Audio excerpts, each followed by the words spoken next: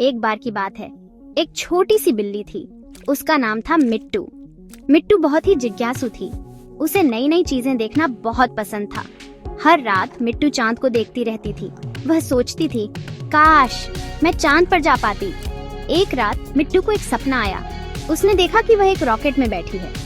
Rocket तेजी से ऊपर जा रहा था। मिट्टू बहुत खुश हो रही थी। उसने खिड़की से बाहर देखा। नीचे धरती छोटी होती जा रही थी और फिर वह चांद पर उतर गई। मिट्टू की आंखें खुली। वह अपने बिस्तर पर नहीं थी। मिट्टू एक अजीब सी जगह पर थी।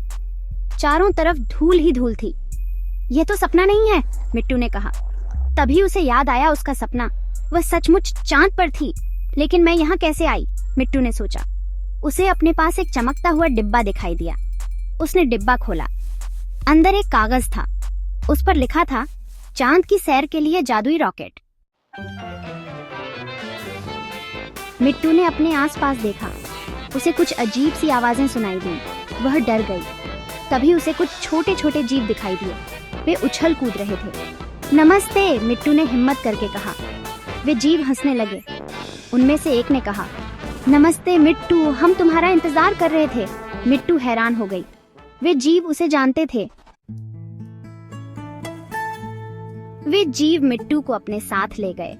उन्होंने मिट्टू को बताया कि वे चांद के रहने वाले हैं। वे बहुत दोस्ताना थे।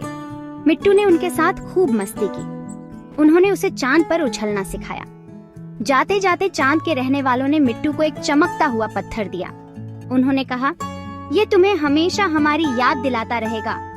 फिर मिट्टू जादुई रॉकेट में बैठ गई और धरती पर वापस आ गई। मिट्टू ने अपने सारे दोस्तों को अपनी चांद यात्रा के बारे में बताया।